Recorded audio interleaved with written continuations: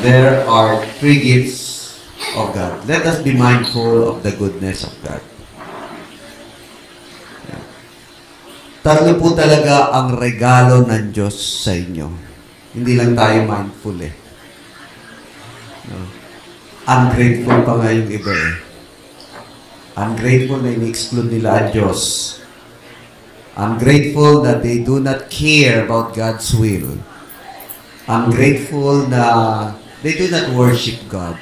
Very ungrateful. Pero kayo na nakakilala sa Panginoon Diyos, na nakakadama ng Kanyang presensya, always be mindful of the goodness of God. Tatlo ang mga importanteng ipinagkakaloob sa inyo ng Panginoon. Una, ang Kanyang pag-ibig, ang Kanyang kaligtasan, at ang buhay na walang hanggan. At nandun lahat yun sa isang verse ng Panginoon. Di ko na sinulat kasi very well known sa atin yun. It is the heart of the gospel. Alam niyo ang heart ng gospel? For God so loved the world that He gave His only begotten Son, that whosoever believe in Him shall not perish but have eternal life. Nandun yung tatlong ipinagkakaloob sa atin ng Diyos. Pag-ibig niya, ang kaligtasan, at buhay na walang hanggan. Ang una niyang pinagkaloob talaga pag-ibig. Minahal na tayo ng Diyos simula't simula pa. Bago pa man lalagin ang daigdig. Alam niyo ba ang talagang nasa focus sa Kanya? Hindi naman yung earth, hindi naman yung solar system, hindi naman yung time, space, and matter. At talagang naisip niya kaagad, I will create somebody, people na iibigin ko. And that's the reason why, nung sinabi niyang gawin natin ang tao na kawangis natin. Yun ang reason nun. Ba't tayo kawangis ng Diyos? Kasi, before we are created, ang iniisip niya, iibigin ko itong mga to. From eternity to eternity, let us make man in our own image. The reason is that meron tayong dapat iibigin. And that is the first gift bago tayo lalangin. It is the love na nakahanda sa atin. Minahal na kayo ng Diyos bago pa kayo lalangin. It is the reason why na pinagkalooban niya tayo ng Kanyang bahagi. Remember ang paglalang sa mga lahat ng bagay sa salita niya lang. Ano lang? Chicken lang sa Kanya. Walang effort. No effort. Walang effort talaga. Magkaroon ng liwanag, magkaroon ng buhay, magkaroon ng mga nilalang. Walang effort. Pero sa atin may effort. He created us by His hand. Iniibig niya tayo before that. And then, from that molding of His hand, nagbigay na siya ng effort, nagpagod siya, hininghampan niya galing sa Kanyang nature. That's why we have the nature of God. You have the nature of God. Galing sa Kanya at tayo naging buhay na kaluluwa. Why? Because it is love. Love is a gift that causes us to have life. Kung hindi sa pag-ibig ng Diyos, hindi kayo magkakaroon ng buhay. Bago pa niya nilangin ang lahat ng bagay, hinanda niya muna, bago pa man tayo nilalang, hinanda niya muna ang ating mga pangangailangan. Kailangan natin lahat yan. Kaya una niya munang prepare ang ilaw, liwanag, hangin, mga makakatuwang natin dito sa daigdig, mga pamamahalaan natin, yung mga gagawin nating ari-arian. And lastly, yung kanya talagang obra maestra na nasa isip niya, He created man and He put in His creation. Ganyan tayo kamahal ng Diyos. Kung noong pa man, iniisip niya na ang pangailangan nyo dahil nauna ang pag-ibig niya sa inyo, how much more ngayon? Gaano lang naman mawalan tayo ng pamasahe? Gaano lang naman na mawalan tayo ng bonus. Gaano lang naman na kulangin kayo sa pananamit. At yun din ang kanyang naging issue ng Panginoon. Ano ba mahalaga? No? Kayo pinag-iisipan nyo lagi yan. Namumblema lahat kayo dyan. Kung saan kukuha ng damit, kung saan kukuha ng mga kain. But God already created everything you need. Nauna niya na naisipin kayo ang kanyang pag-ibig sa inyo. Kaya sabi ng Panginoon, huwag niyong isipin niya kasi mahal talaga kayo ng Diyos. Alam niya na ang para sa inyo. Kaya lang tayo naghahangad kasi hinahanap natin hindi yung para sa atin. Yun dahil ito, meron siya noon. Huwag niyong hahanapin yan. Alam niyo ba, ang Diyos, iba-iba ang experience na gusto niyang ibigay sa atin.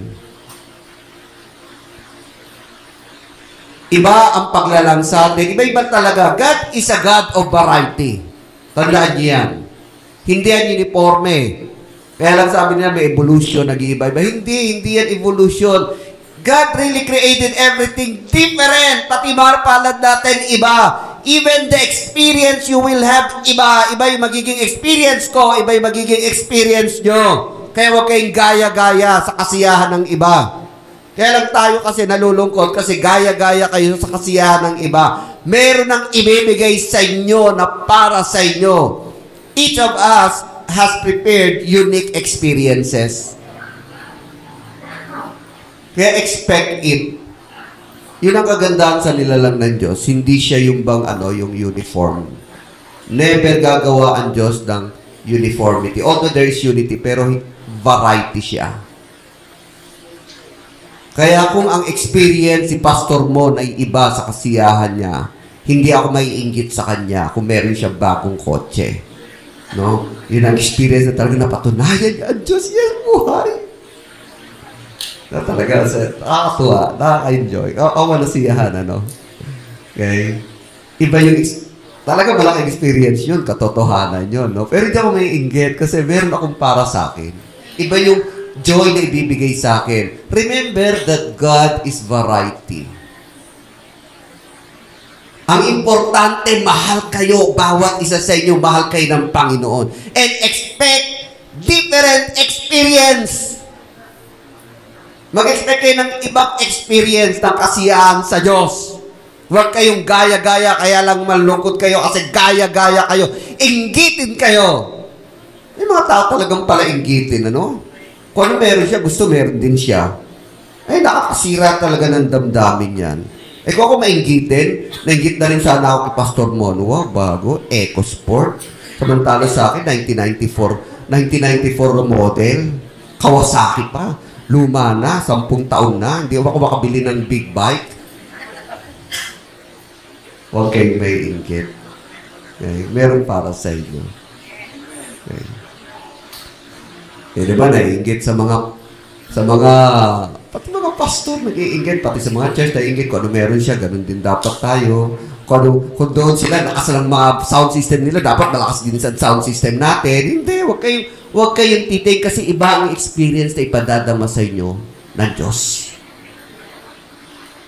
Tandaan niyo yan. God is a God of variety. Iba-iba ang experience sa atin. Kaya huwag na kayo tumingin sa Facebook ng mga nakapost doon. No? Yung iba naiinggit dahil yung mga classmates naiinggit, may mga nakarating sa Boracay, no? Mga nakarating sa ibang bansa. Wow, lahat na no? Talaga maiinggit ka dyan. So what? Ang importante, ibang experience na ipadadama sa'yo ng Panginoon. Expect goodness from God with different experience. Okay. Because God loves you. Ang importante, mahal kayo ng Panginoon at meron para sa inyo. Hindi kayo kaliligtaan ng Diyos. May nakahanda na sa inyo. Simula't simula pa bago kayo nilagin, inibig na kayo. Lahat tayo inibig ng Diyos. Pero hindi uniform ang kanyang pag-ibig sa atin. May mga nakahanda na ito'y ikasisiya mo. Ikatutuwa mo. So love is a gift that causes us to have life. God Himself is life. He Himself is life. Even Jesus Christ, ako ang buhay. At kapag wala sa inyo si Jesus, wala sa inyo ang Diyos, yan ang kamatayan. God Himself is life. Apart from God is death. Kapag wala sa inyo ang Diyos, hindi kayo malapit sa Diyos, unti-unti nang mamamatay ang inyong pananampalataya, mamamatay ang inyong kasiyahan, magsasawa kayo sa daigdig, at kung ano-ano nang hahanapin nyo para maging masaya kayo. Kasi patay na kayo. You are dead. Yun ang masakit. Yung mga dating na-experience, yun ang masakit talaga. May mga na-experience nilang kagandahan ng Diyos, pero nahumaling sa ibang bagay.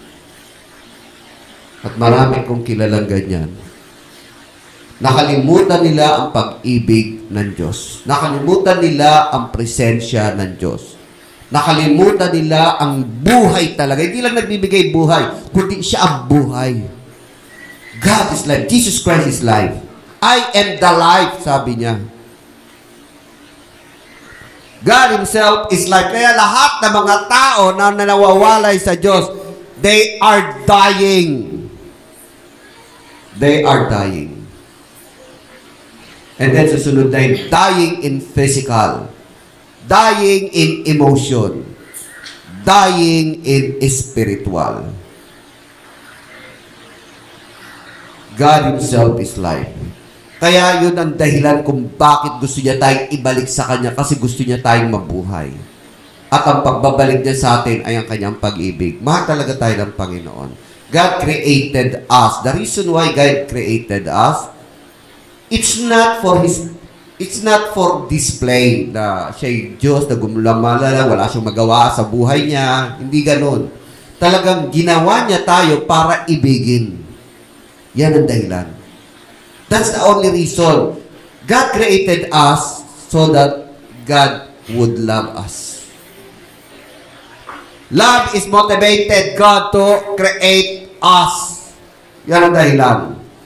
Ano ba kailangan ng Diyos sa atin? Wala naman talaga. Walang kailangan sa atin ng Diyos. Siya ay Diyos pa rin kahit wala tayo. Pero, yun ang nadama niya eh. Iniibig niya na tayo eh. Bago tayo lalangin eh. Kaya nag-effort talaga siya at binigyan tayo ng kanyang bahagi. And that's the reason why let us make man in our own image. Para tayo'y mahalin niya. And syempre, mamahalin natin siya. There must be a reciprocate. So love motivated God to create us. Enjoying life. Kaya ito po masasabi ko sa inyo. Ito madalas kong sabihin. Lahat ng bagay sa daigdig na pagsasawaan. Kaya lang kayo atat na atat sa mga bagay na yun dahil wala pa kayo niyan. Pero lahat ng bagay na pagsasawaan, kagandahan, kasiyahan, dito sa daigdig, kasikatan. Remember, Michael Jackson, nagsawa sa kanyang kasikatan. Sawa talaga siya. Ayaw niya na talaga sanang lalabas na lagi niyang dudumugin. Iba, nagpapaka-effort pa talaga. Naghahanap ng paraan para makakuha ng attraction. Pero ayaw niya na talaga. Nagtatago siya. At gusto niya mabuhay ng ordinaryo hanggat maaari. Nagsawa siya sa kasikatan niya. Biro niya, 9 years old pa lang siya hanggang lumaki. Dinudumog na siya. Talagang nakasawa yun. Lahat ng bagay na pagsasawaan. Pero may isang bagay na hindi niyo pagsasawaan. And I'm sure of that. The presence of God. Walang magsasawa sa Diyos. Yan dapat ang hagarin nyo. Enjoying life with God is the real satisfaction in life. Yan po. Even angels, mga angels na to alam niyo ba, ang tanging pinagmamalaki lang ng mga angels ay kung ano yung binigay sa kanila ng Diyos na responsibilidad. Kaya every time na magsasalita sila, ako ang sinugo ng Diyos, ako ay naglilingkod sa harap ng Diyos, hindi ka maniniwala. So, ang kanilang pinakakasiyahan ay laging ipagmalaki kung ano yung inata sa kanila ng Diyos. Proud sila. Because they are serving the living God. The real satisfaction. God is the only satisfaction in life. Kaya ito sa Psalms 37:4, hindi nyo ganong iniintindihan. Pero ang sabi rito, no? Enjoy yourself with God. Basahin na natin sa 37 of Psalms. No? Indulge yourself with God. At lahat ng mga nasa nyo sa inyong buhay ay ipagkakaloob ng Panginoon. Kasi lahat tayo nagnanasa, hindi lang natin alam. Pero here, delight yourself in the Lord, and He will give you the desires of your heart. Ang ibig sabihin nun, He is the only one who could satisfy you. Siya lamang ang makapagsasatisfy. Wala nang iba. So the first gift God has given us, the first gift, yung pag-ibig niya sa inyo. Masatisfy kayo sa Diyos. Mahalin nyo ang Diyos. Maging always mindful of His love. Mahal kayo ng Panginoon. Okay. The next is, na binigay niya, is Jesus Christ. Next gift of God that's shown is Jesus Christ. Dito, parang kulang yung salita, yung mga binabasa lang sa Bible. Pero this time, the Word became flesh. Naging tao na talaga yung salita ng Diyos, Jesus. Siya yung embodiment ng kanyang pag-iibig. At doon, so, to reinforce how God loved us so much, kailangan pa niyang isugo ang kanyang sariling anak, magkatawang tao. At ang pinaka-manifestation at wala nang hihigit na pag-ibig ay ang ialay niya ang kanyang buhay para sa atin. Meron pa bang tataas dyan, sabi ng Panginoong Diyos? Pwedeng mag-alay ang isang kaibigan sa kanyang kaibigan, alang-alang sa pagiging magkaibigan, pero walang mag-aalay ng kanyang buhay sa isang makasalanan. And because of our sin, in spite of our sin, ang pag-ibig ng Diyos hindi nagbago. Talagang inalay pa rin niya ang kanyang bugtong na anak. At si Jesus siya mismo, willing na willing siya ibigay sa atin ang ating buhay habang tayo ay makasalanan. At yun ang sinasabi dito sa salita ng Diyos. Ganun tayo kaibig-ibig, iniibig ng Diyos. Sa kabila ng ating unworthiness, ibang unworthy talaga tayo eh. Wala dapat na, kasi nga sa nililimot natin ng Diyos, no? Second choice lang natin ng Diyos. Kung lang pa-attend lang tayo kung may panahon, pero hindi talaga yan ang priority. Di ba? Di ba? Pero may mga dapat pang gawin, yun ang uunahin. Second choice lang kasi ang Diyos. Sa ngayon, siguro, bakante kayo, kaya nandito kayo. Pag may extra pera, yan lang ibibigay. Pero in spite of that, the second choice lang natin ng Diyos, alam nyo, hindi nagbabago ang first choice niya sa inyo. Kayo pa rin ang first choice. Kayo pa rin ang talagang nasa isip niya. Kayo pa rin ang minamahal niya. Praise God. Kadakila talaga ng pag-ibig ng Diyos. Si Jesus nga, sinampal-sampal na siya, no? Dinagok-dagukan na nga eh. Tinusok-tusok na nga eh. Pero sinabi niya, Panginoon, patawarin niyo sila. Wow, ang hirap noon. Binarbecue ka na, no? Binilad ka na. And then at the end, sasabihin niya, Lord, patawarin niyo sila. Iba nun, manigas kayo. Tandaan nyo, hindi ko kayo kukunin sa aking muling pagbabalik. Pero never niyang sinabi ng Diyos, ni Jesus yun. Sinabi niya, pagsabihan niyo sila. Patawarin sila. Mahalin sila. Pati man nagpe-persecute sa inyo, mahalin niyo rin. Ganyan ang pag-ibig ng Diyos. Walang bahid talaga ng second choice tayo. Wala. Kung sa puso niyo nakikita ng Diyos, mga second choice lang siya. Pero sa bata ng Diyos, sa puso niya, hindi kayo second choice. You are always the first choice. Dahil simula't-simula pa, yan talaga ang plano ng Diyos. Ibigin tayo. Ibigin ako. Amen. Ibigin kayo. Kayo rin siyempre. Jesus is the embodiment. Jesus is the embodiment of God's love for us. Wala nang ibang description ng pag-ibig ng Diyos, kundi si Jesus. Hindi yung nilalang ko kayo. Mahal ko kayo, kaya nilalang ko kayo. Binigay ko kayo ng mga pangailangan, hindi yon. Dinadamitan ko kayo dahil mahal ko kayo, hindi yon. But Jesus Christ is all about love. Na in spite na tayo ay makasalanan, inalay pa rin niya ang kanyang buhay. Wala nang tatas doon talaga. Wala na. Wala na.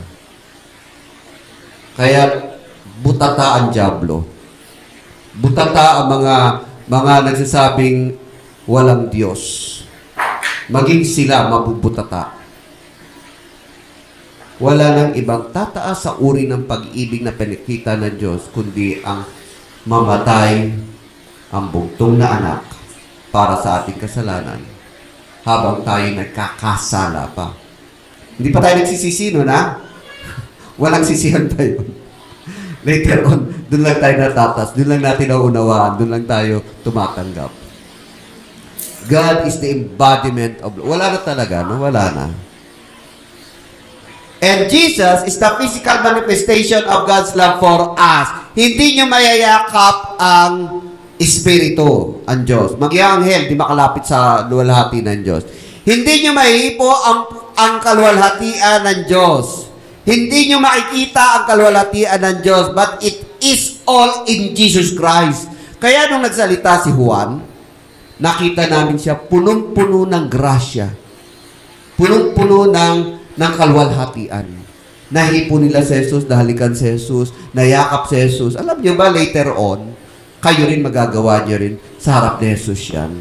Kaya siya excited. Excited siya na magkaroon tayo ng reunion kasi physically, isa-isa niya tayong haharapin at yayakapin. Totoo po yan. Lahat tayo harap sa Kanya. Mayayakap natin siya, mahawakan natin siya kasi kung sino siya ngayon, sa Kanyang physical na katawan, magiging ganun din tayo.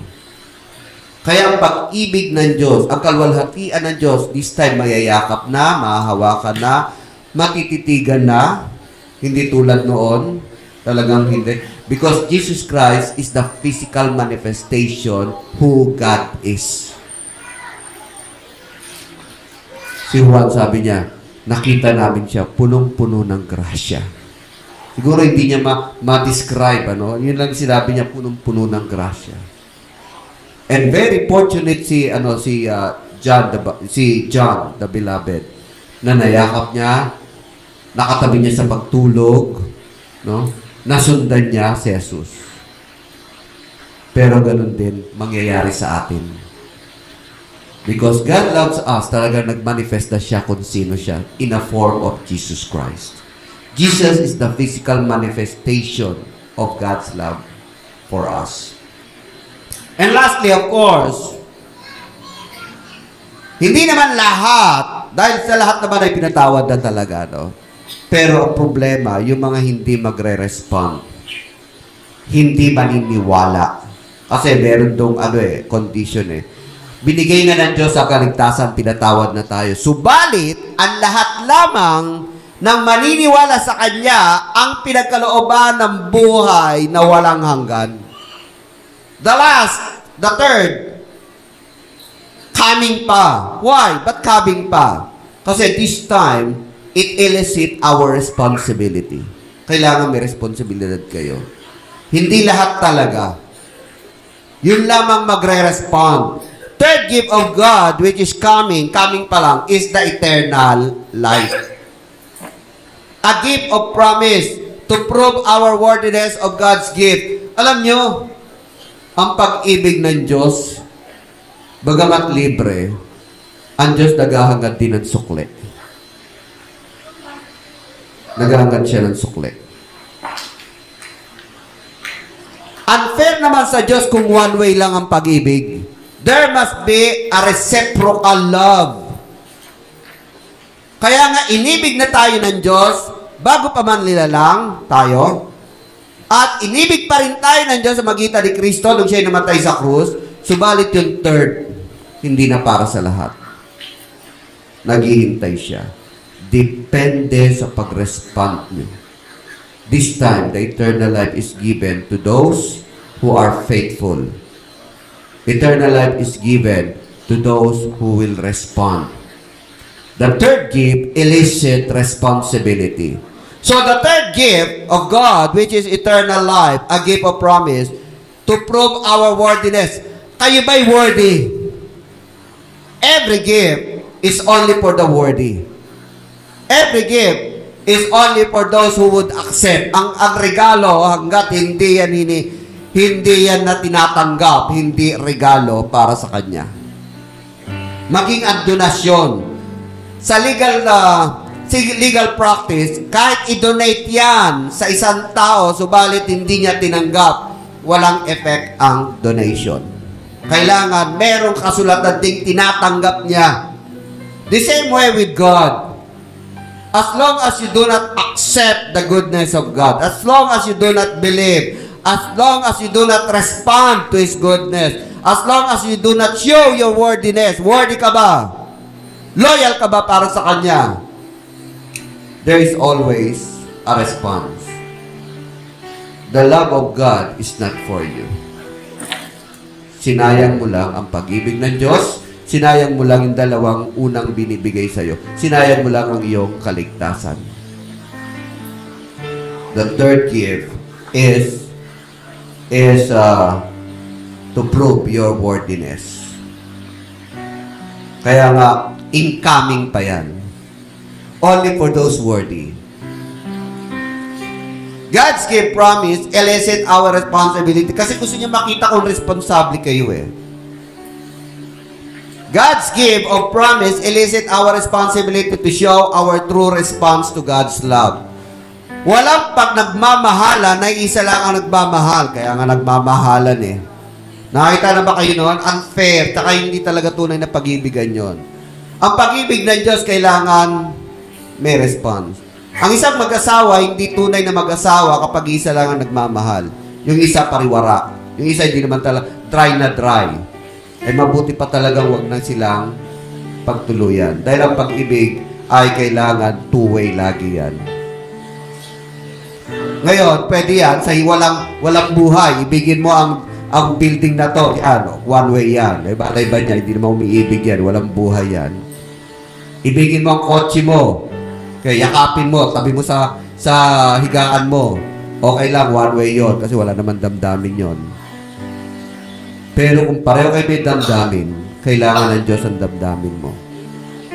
Kailangan niya ang damdamin mo.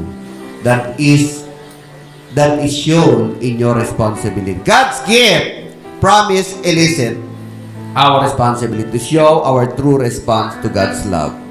Kaya nga, ang Panginoong Hesus, sinasabi niya rin, gawin niyo to bilang pag-alaala sa akin. Hindi lang yun sa communion, gawin niyo to bilang pag-alaala sa akin. Inutusan talaga tayo. Yun ay pagtitipon. Yun ay ministry. Yun ay pagsishare. Humayo kayo.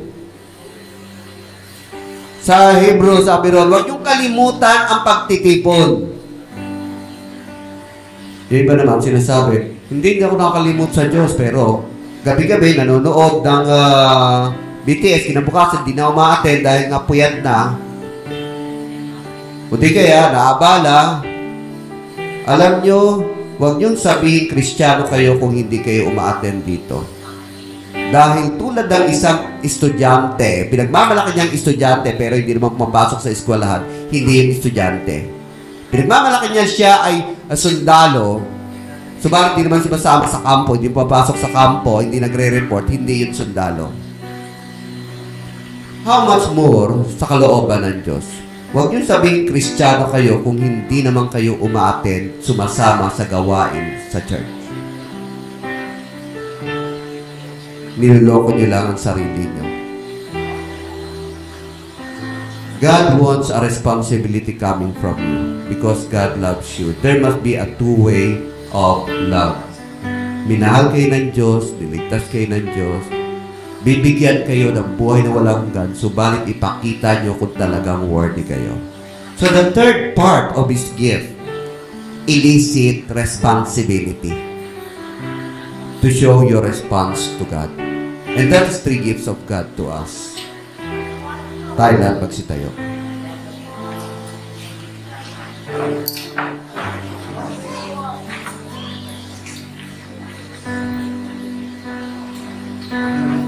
Praise God.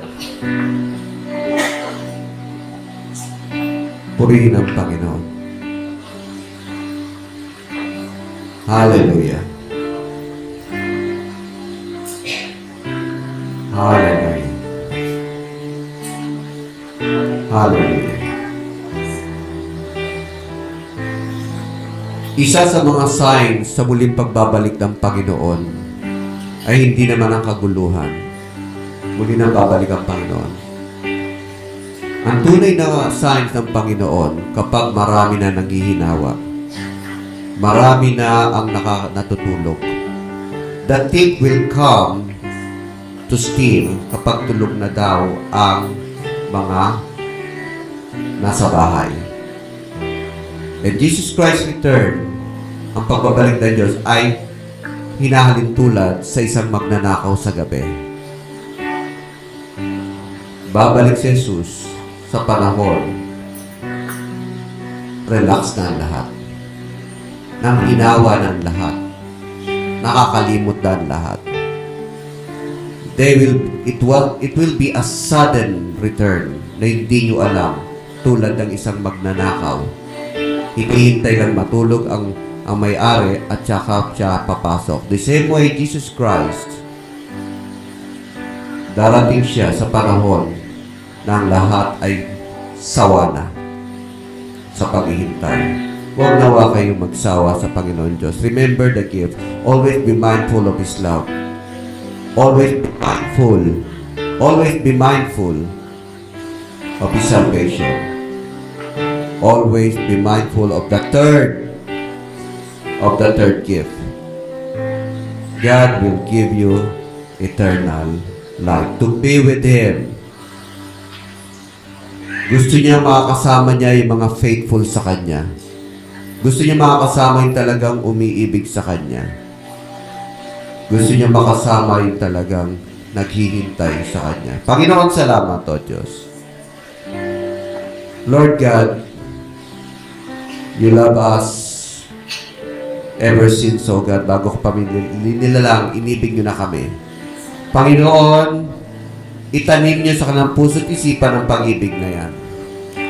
Manaat sa kanila si Jesucristo na Siya'y namatay para sa kanila. At Lord, always prepare their heart, Lord God. Always excited. Always be joyful in waiting upon You. In the name of Jesus. Amen. Amen. Sige po, tayo pinakaupo na.